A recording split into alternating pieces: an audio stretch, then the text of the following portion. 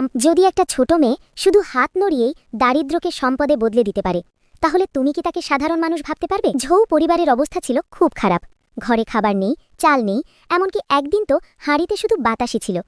ঠিক সেই সময় তারা রাস্তায় পড়ে থাকা একটা ছোট্ট শিশুকে বাড়িতে নিয়ে আসে।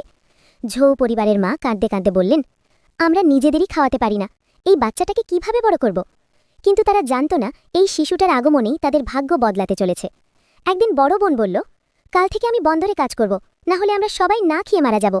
ঠিক তখনই ছোট মেয়েটা শুধু হাতটা হালকা করে নড়াল, আর মুহূর্তের মধ্যে ভাঙা চালের হাড়ি ভরে গেল সাদা ঝকঝকে চালে।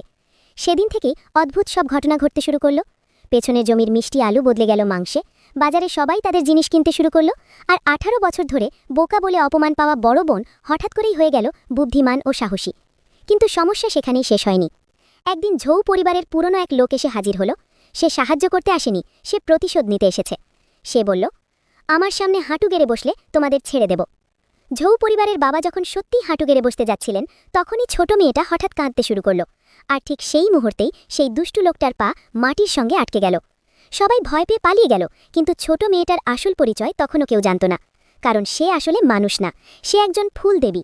কিন্তু গল্পটা এখানেই শেষ না, কারণ ঠিক পরের দিন বাজারে এক লোক এসে চিৎকার করে বলল, এই মেয়েটা সাধারণ কেউ না, সে আসলে মন্ত্রীর হারিয়ে যাওয়া মেয়ে। এখন প্রশ্ন হলো, ছোট মেয়েটা কি সত্যিই দেবী, নাকি তার জন্মের পেছনে লুকিয়ে আছে আরও ভয়ঙ্কর একটা রহস্য?